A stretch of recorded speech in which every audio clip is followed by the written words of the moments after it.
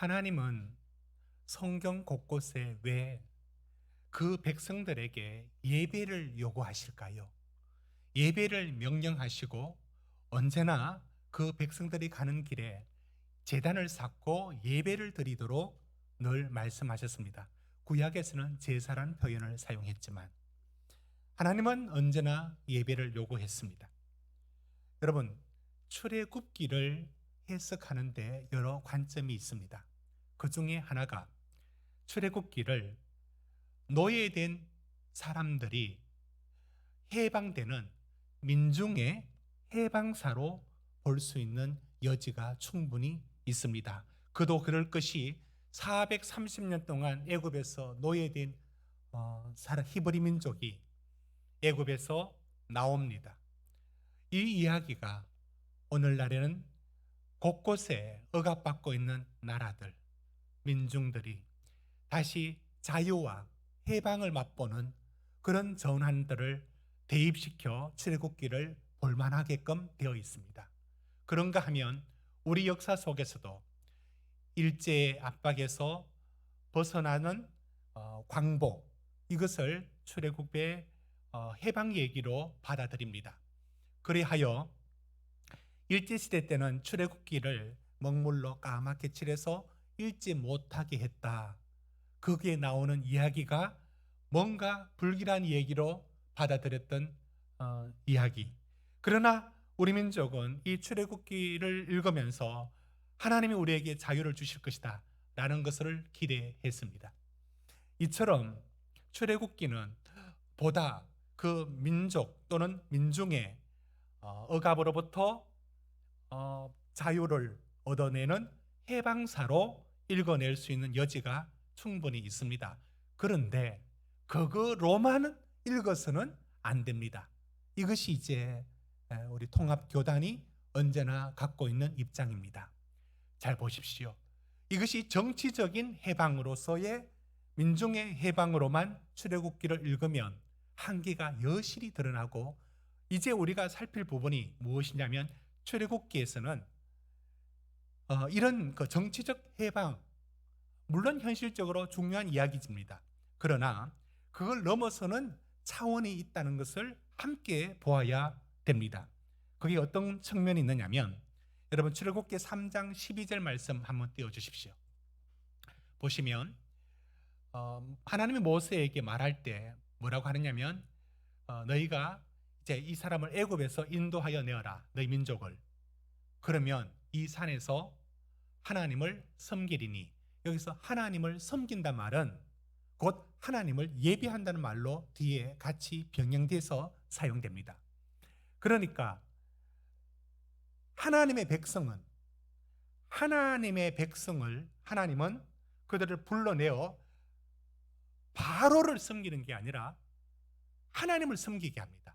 그런데 그 하나님을 섬기는 것이 곧 하나님을 예배하는 것으로 연결됩니다.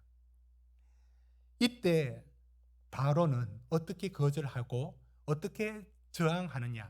하나님이 재앙을 내립니다. 10가지 재앙을. 그 중에 바로가 이런 행동을 취합니다. 출애굽기 8장 25절 한번 보십시오. 계속 거절하다가 이렇게 말합니다. 그러면 여기서 갈 것 없다. 그냥 애굽에서 하나님께 제사 드려라. 이 말은 회유하는 겁니다. 결국 나를 섬겨라. 바로를 섬겨라. 하나님 섬길 것 없다. 그럼 내가 나의 통치 아래 하나님을 제사하는 것도 내가 두겠다. 누가 높은 겁니까? 이런 식으로 붙들어 두는 겁니다. 그들은 하나님을 항상 뭐라고 말씀하냐면 그들을 불러낼 때 나를 섬겨라, 나에게 예배하기 위하여 불러내는 말씀을 계속해 주십니다. 또 거절하죠. 10장 11절입니다. 보시면 이번에는 어떻게 말을 하느냐면 너희 장정만 가라. 그러니까 뭐라는 거냐면 아이 남겨두고 가축하고 번제드릴 소들을 놔두라.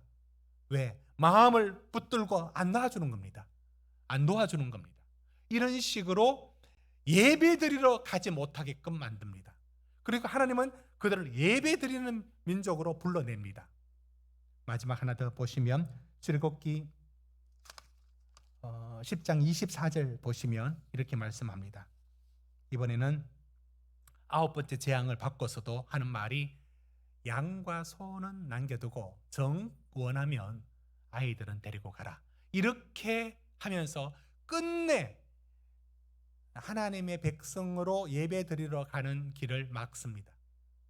저 이야기 속에는 누구를 섬기느냐 얘기는 이런 얘기입니다.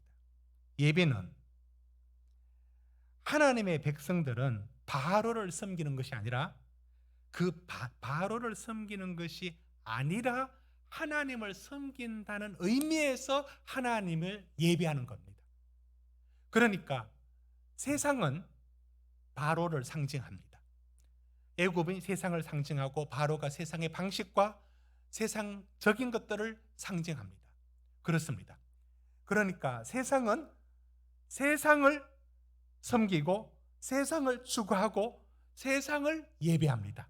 그런데 하나님의 백성은 하나님을 섬기고 하나님을 예배합니다. 이것을 출애굽기 19장 6절에는 이런 하나님의 백성들의 정체성을 이 단어로 두 가지 단어로 요약합니다. 19장 6절 보여주십시오. 두 가지 단어 보십시오. 너희가 내게 대하여 제사장 나라, 그 다음에 거룩한 백성이 된다.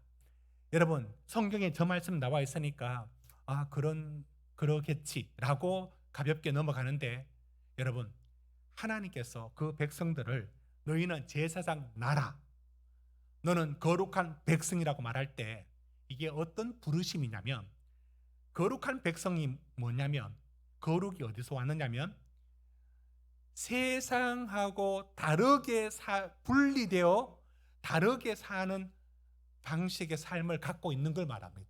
그게 거룩한 삶입니다. 제사장 나라가 뭡니까? 그래서 너희가 잘나서가 아니라 너희를 통해서 열방의 모든 나라들이 하나님을 배우고 하나님을 알 것이다. 이것이 하나님의 백성을 부른 목적이었습니다. 자, 그러면 예배가 무엇인가? 예배는 그러니까 세상을 섬기는 것, 세상적으로 살아가는 것이 아니라 하나님을 섬기고 하나님을 예배하는 것, 이게 그 반대로 예배의 자리가 서 있습니다. 그런데 바로 여기서 우리가 중요한 사실은 무엇이냐면, 그러니까 예배는 처음부터 하나님께 예배만 드린다라는 것으로 그 정체성을 표현할 수 없습니다. 무엇이냐면 예배하고 그 생활이 처음부터 연결되어 있습니다. 그러니까 거룩한 삶은 연장선상으로 하나님께 예배해야 한다. 이것이 함께 이 고리가 굳건하게 연결되어 있습니다. 그런데 예배의 타락이란 것은 어떻게 이루어지느냐면, 예배의 타락은 대부분 우상숭배와 혼합주의로 일어납니다. 우상숭배란 것은 바알을 섬긴다든지 하나님을 안 섬기고 우상을 섬기는 것, 또는 혼합주의는 하나님과 바알을 겸하여 섬겨버립니다. 이것이 종교적 타락의 많은 외적인 형식입니다. 그런데 알고 보면 예배의 타락의 본질적인 게 무엇이냐면 예배와 삶이 분리됩니다. 그러니까 예배의 형식이 끝까지 남아있어요. 말라기서까지 끝까지 예배의 형식은 남아있어요.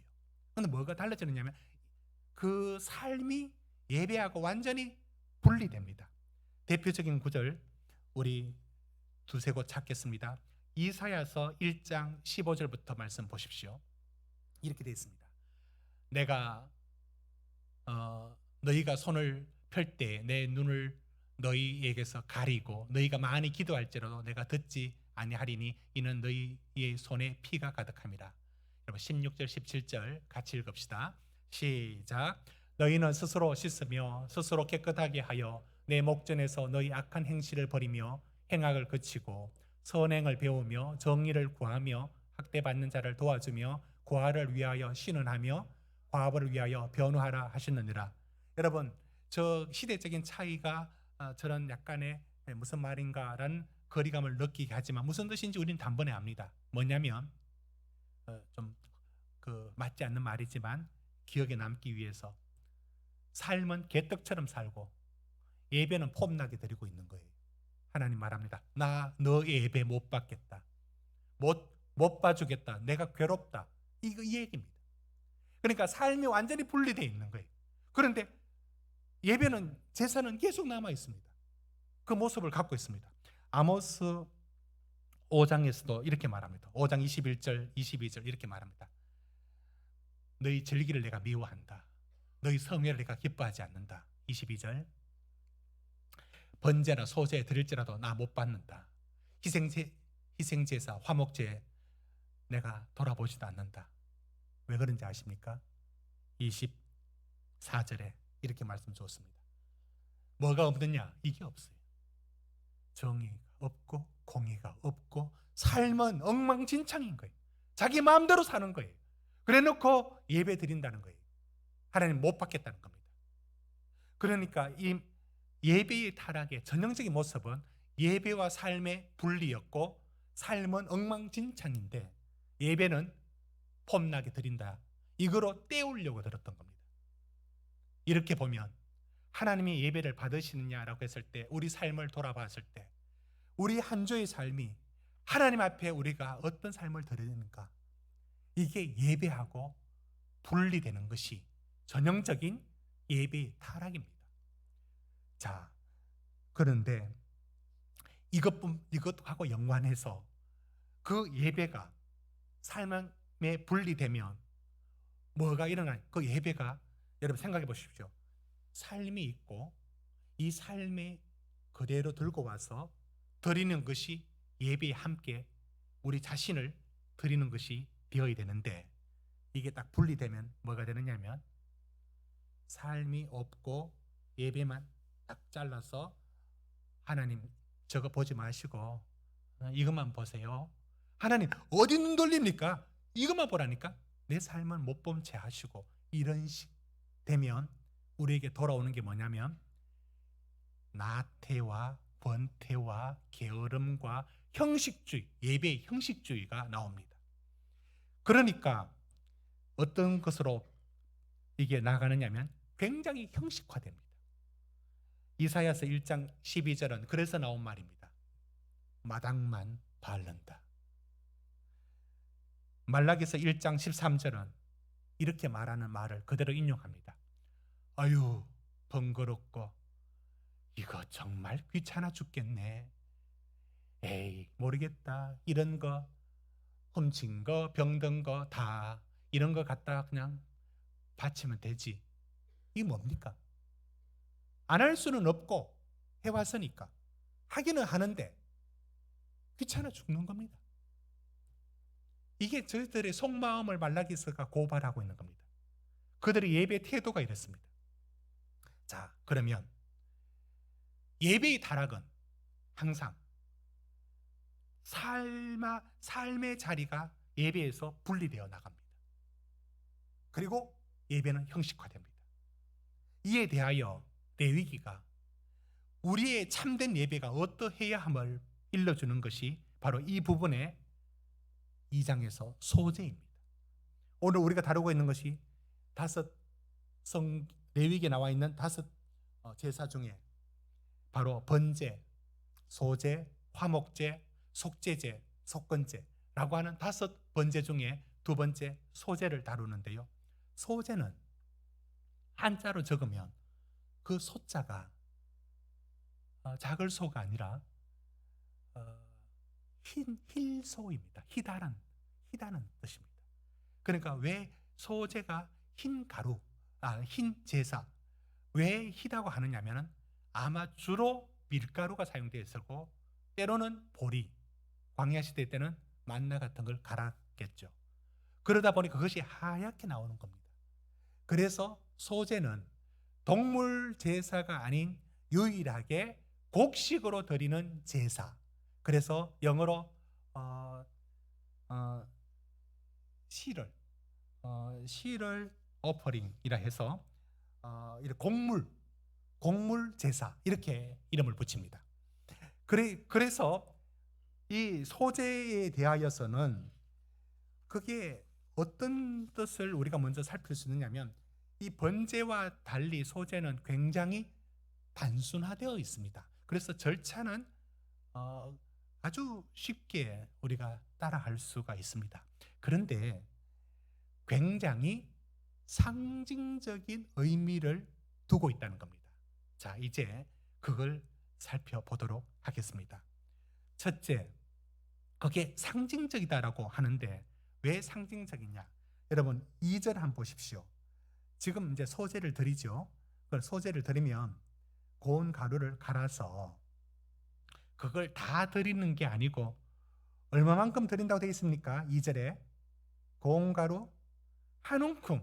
그러니까 제사장 큰 손 가진 제사장은 이만큼, 작은 손 가진 제사장은 요만큼. 그저 한 움큼이 전부입니다.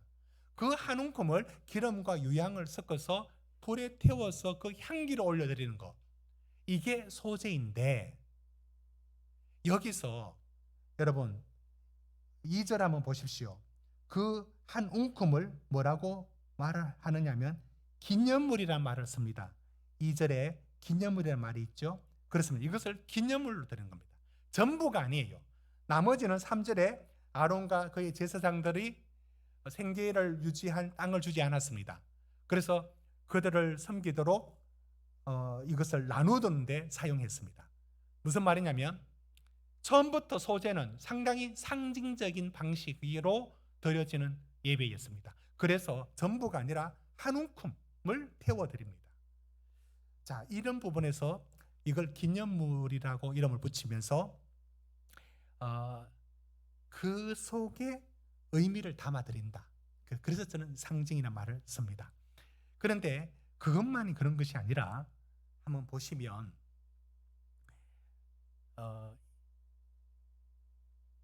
먼저 한번 살펴보겠습니다.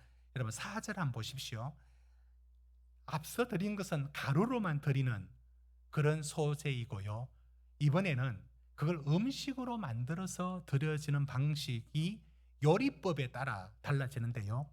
4절 화덕에 구울 수 있죠. 5절 철판에 붙일 수 있죠. 그러니까 마치 소뚜껑 뒤집어서 부침개 부치듯이 말입니다. 또는 7절에 냄비에 그 기름 넣는다 했으니까 냄비에 튀기든지 요리하는 방식 여러 가지가 있습니다. 이미지로 한번 볼까요? 한번 보십시오. 지금 소제가 드려지는 방식은 처음에 1절에서 3절까지는 가루로만 드려질 때에는 기름과 유향을 섞어서 한 움큼만 올려드린다. 거기서 그 한 움큼을 기념물이라 말하고 이걸 소제에서는 굉장히 상징화되어 있다. 이렇게 말씀을 드렸습니다. 두 번째 보십시오.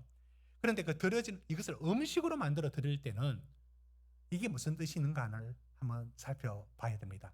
화덕에 구운 거, 여러분 화덕에 넣었다가 이렇게 바로 구워내는 방식이 있지 않습니까? 이렇게 구워내는 거. 그 다음 그런 저는 오늘날 후라이팬 같은 곳 이런 곳에 부침개 부치듯이 저렇게 하는 방식, 또는 냄비에 넣고 기름을 넣고 저걸 끓인다 해야 될까? 튀긴다 해야 될까? 저런 식으로 요리하는 방법으로 어떤 것이든 그걸 하나님께 소제로 들고 가면 돼요. 그게 소제가 되는 겁니다. 그러니까 됐습니다.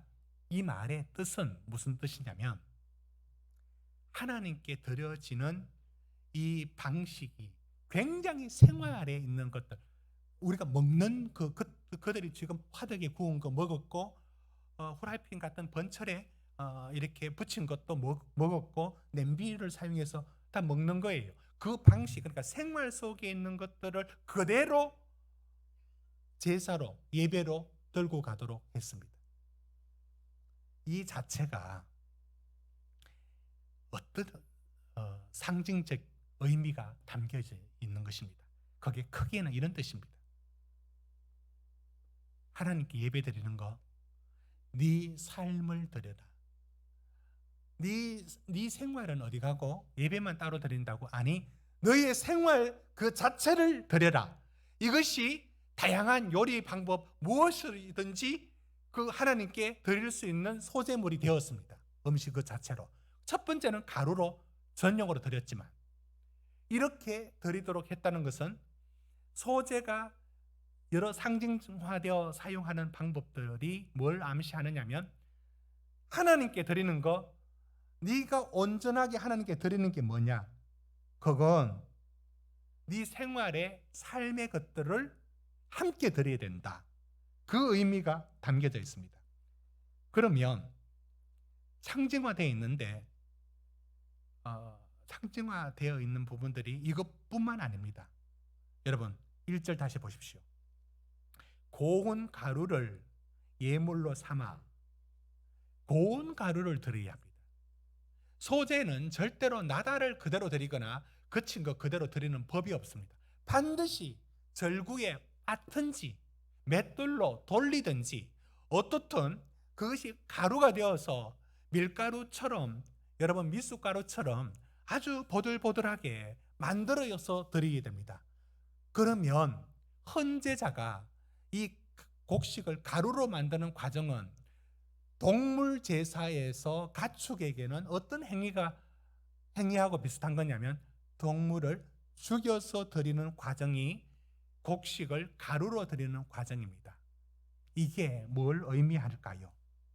맷돌로 갈든지 절구에 넣고 빻든지 잘게 부수어 드리는 것은 무엇을 하나님이 우리에게 요구하고 있다는 것을 말씀하느냐면 그것이 우리 삶을 말하는 너희 삶이 하나님이 받음직한 부드러운 가루처럼 받음직한 삶으로 드려라. 그러니까 분명히 소재가 갖고 늘 상징하는 바가 무엇이냐면 너희의 삶입니다.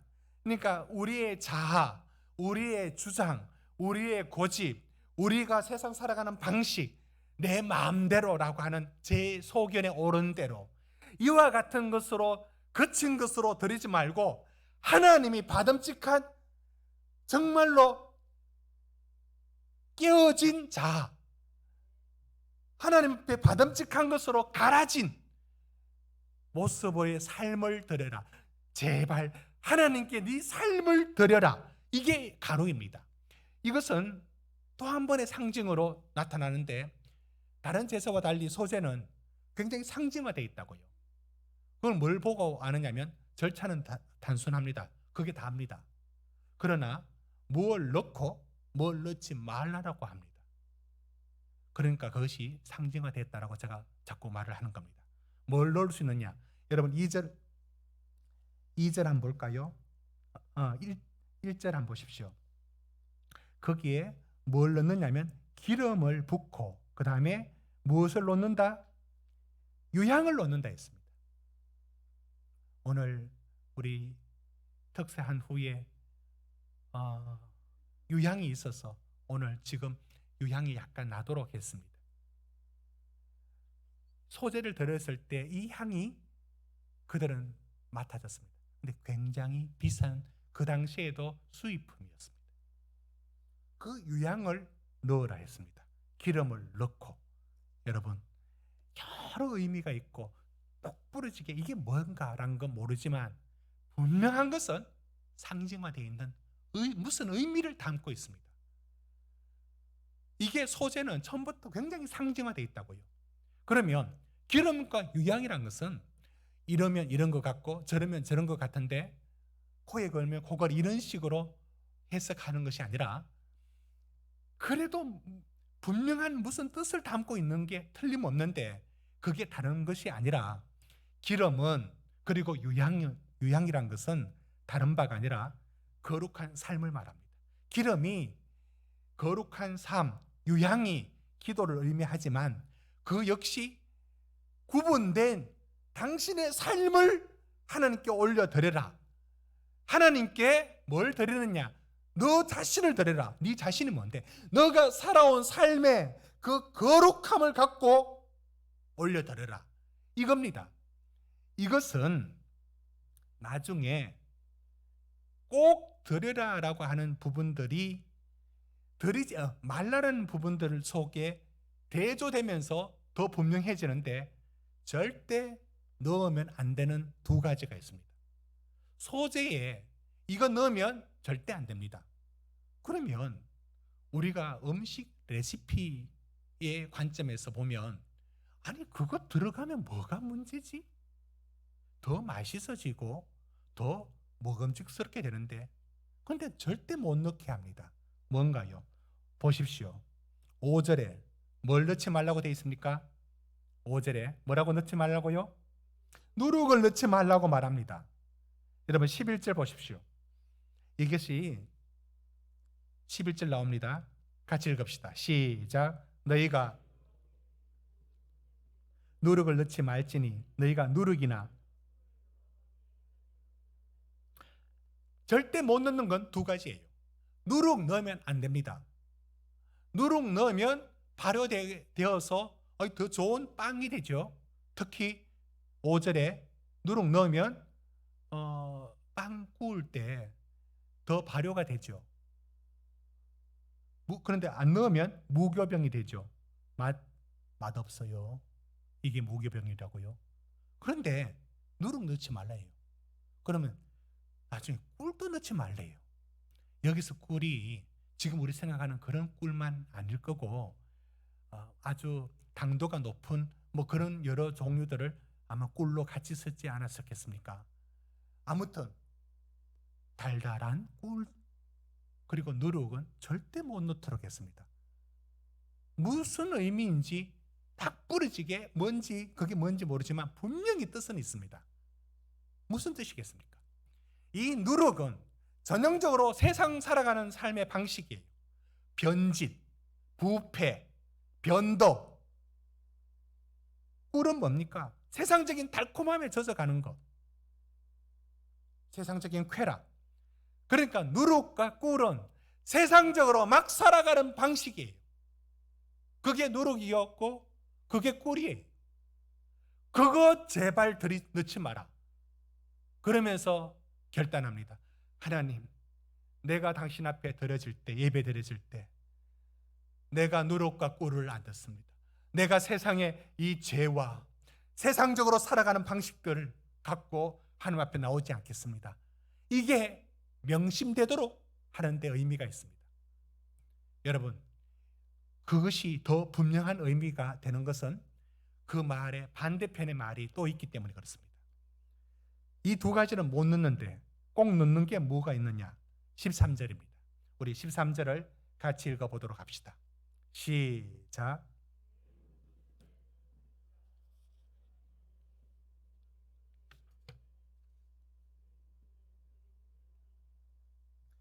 그런데 소금은 꼭 넣으라는 겁니다. 여러분, 앞에 유향은요, 음식 넣을 때는 들어가지 않습니다. 가루로만 들어질 때에 유향을 넣고 기름을 넣습니다. 그래서 태워드리죠.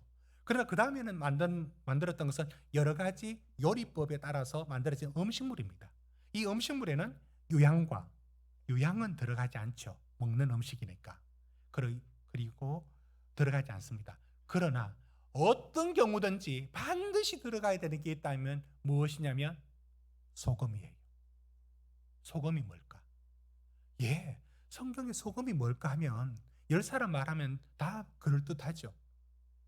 그러나 그것이 조금씩 틀릴 수는 있어요. 저도 이게 뭐다라고 딱 짚어서 말할 수는 없지만 그러나 그게 무엇인지를 다양하게 말할 수 있지만 큰 뜻이 무엇인지는 분명해요. 소금? 우리 주님도 이렇게 말씀하셨어요. 너희는 세상의 소금이니 라고 말할 때 그 소금은 13절에 단서를 넣어놨어요. 그 소금하고 관련되는 단어 하나를 연결시킵니다. 뭡니까? 13절에 무슨 소금? 구운 소금이 아니라 언약의 소금이라고요. 언약이란 말과 소금이란 말을 연결시킵니다. 이게 소재가 굉장히 상징화되어 있다는 방식을 설명하는 것 중에 하나의 예가 됩니다. 보십시오. 여러분, 부활절에 왜 갑자기 계란을 나눕니까? 거기 무슨 상관이 있습니까? 우리는 이렇게 연결시키죠. 부활의 생명을 계란이라는 곳에 깊은 연관이 없더라도 연결 짓잖아요. 그래서 부활절 계란이라 이렇게 말을 씁니다. 요즘은 부활절의 생명을 전하는 화분으로 우리 교회는 전달했습니다. 자, 부활이라는 사건의 이야기를 계란이나 화분 속에 연결시키지 않습니까? 구체화시킨다 할까요? 이처럼 소금이란 언약이라는 하나님의 백성의 살아갈 삶을 뭐로? 소금으로 연결시켜 그 행위 속에 뭘 기억하게 만듭니까? 언약의 백성, 하나님의 백성은 언약의 백성인데 세상과 다르게 살아야 돼. 하나님의 말씀과 하나님 앞에 뜻을 쫓아가는 언약의 백성의 삶을 집어넣어라. 너의 예배 삶 분리시키는 거 그거 타락이다. 그러지 말아라. 예배 안에 뭐가 들어가야 되느냐? 소금은 반드시 넣어라. 이 속에 담겨진 의미는 거룩한 삶을 살아내는 하나님의 언약 백성의 삶을 반드시 들어가도록 해라. 그래야 하나님이 받으시는 예배이다. 이것을 로마서 12장 1절 2절은 이 말씀을 이렇게 담아냅니다. 레위기를 연상하고 나온 말씀입니다. 읽어볼까요? 우리 로마서 12장 1절 2절 시작. 그러므로 형제들아 내가 하나님의 모든 자비하심으로 너희를 권하노니 너희 몸을 하나님이 기뻐하시는 거룩한 산 제물로 드리라. 이는 너희가 드릴 영적 예배니라. 너희는 이 세대를 본받지 말고 오직 마음을 새롭게 함으로 변화를 받아 하나님의 선하시고 기뻐하시고 온전하신 뜻이 무엇인지 분별하도록 하라. 여러분 보십시오. 2절 먼저 보십시오. 이 세상 본받지 말라고, 이 세상 쫓아가지 말라고, 이 세상 사는 사람처럼 섞여서 하나님의 백성이 왜 불러냈다고요? 예배드리려고, 섬기려고, 곧 예배드리려고. 바로를 섬기는 게 아니라 세상을 추구하는 것이 아니라 누구? 하나님을 섬기려고. 그게 뭐로 나타난다고? 거룩한 삶입니다. 1절로 돌아가 보십시오. 그걸 뭐라고 말합니까? 너희 몸을, 우리 삶을 하나님이 받음직한 산 제물, 살아있는 제물로 드려라. 그게 영적 예배니라. 곧 참 예배이다. 하나님이 받으시는 예배는 우리의 삶이, 거룩한 삶이 녹아 있어야 그 예배가 삽니다. 여러분 이렇게 생각해 보셨습니까? 어떠면 예배가 은혜롭고 좋을까? 참 말씀 잘 전하시는 목사님, 강사님 오셔서 말씀을 전한다. 그러면 그럴 수 있습니다. 그러나 그게 몇 주입니다. 정말 예배가 내 안에 은혜가 되고 살아있는 예배가 되려고 할 때 가장 필요한 게 뭐냐면 사실은 우리 생활입니다. 우리의 생활에 유향과 기름을 넣듯이 거룩한 삶을 살려고 몸부림친 삶은, 그렇게 살려고 몸부림치다가 주여 라고 나오는 그 심령은 가란 심령이라 은혜를 안 받을 수가 없는 자리가 됩니다. 꿀과 누룩이 들어간 삶을 살아온 삶은 온갖 것으로 다 치장하고 멋있게 음악을 장치하여 감동을 만들어내는 예배를 드려도 소용없습니다. 뭐가 들어있기 때문에 세상적인 게 그대로 들어있고 세상적인 생각과 그 세상적인 누룩과 꿀이 상징하는 그 부패적인 그 세상적인 것들의 변질적인 것, 이것이 그대로 들어오면 하나님 그 예배를 못 받습니다. 그리하여 당부하죠. 소금 드리라고. 소금은 반드시 넣으라고. 그러면서 그 소금을 언약으로 연결시킵니다. 우리가 하나님 백성의 거룩한 언약의 백성의 삶을 갖고 예배로 들고 와야 합니다. 사랑하는 성도 여러분, 사구려로 사구려로 살아놓고 거룩한 예배를 드리는 것은 불가능합니다. 유향과 기름처럼 하나님의 거룩한 삶을 살아내야 합니다. 누룩과 꿀이 없는 삶을 살아내야 하나님이 받으십니다. 하나님은 지난주도 말씀을 드렸습니다. 우리가 다른 것을 그게 아니, 우리가 늘 드리는 이 예배가 하나님 앞에 온전한 예배로 서야 그 예배를 받으시는 하나님이 우리의 삶을 축복하시고 우리의 삶을 시냇가에 심은 나무의 인생으로 하나님이 축복을 내리십니다. 우리 삶의 소재는 일러줍니다. 예배와 삶 분리시키지 말아라. 그 삶의 유향과 기름처럼 거룩을 끌어안고, 물론 기본은 번제처럼 예수 그리스도의 십자가의 대속의 죽음이라는 것 없이는 예배에 나올 수 없습니다. 그 은혜 붙들어야만 나옵니다. 그렇습니다. 그렇지만 그 은혜를 붙드는 삶이란 것은 막 살다가 마스터키 하나 주운 게 있어가지고 뭐냐, 그냥 예수님 이름만 대면은 어디든지 들을 수 있다. 여러분, 이게 얼마나 비겁한 일입니까? 하나님 앞에 하나님 예수의 이름, 그 이름, 십자가의 이름 때문에 예배의 자리 담대히 나가서 우리가 드릴 수는 있어요. 그런데 그게 예수의 십자가를 사용하는 방식이 믿음이어야 되는데 그런 식으로 사용하는 것은 소재가 일러주는 부분들이 지적하고 옵니다. 당신의 삶이 함께 들어져야 되는 것이지, 그걸 기계처럼 무슨 원리처럼 그저 십자가 마스터키 돌려가지고 예배 문 따고 들어와서 예배 드린다, 이런 식 되면 안 됩니다.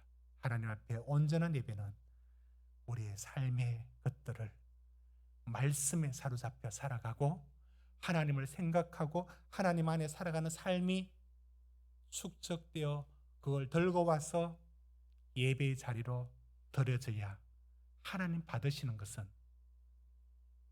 가루가 아니고 소가 아니고 양이 아니라 우리를 받습니다. 우리가 하나님께 받음직한 삶을 들고 와야 합니다. 완벽주의를 말하는 게 아닙니다. 거룩한 삶을 몸부림치다가 십자가 붙들고 주의 전에 예배 드리는 것을 하나님은 반드시 받아내십니다. 기도하시겠습니다.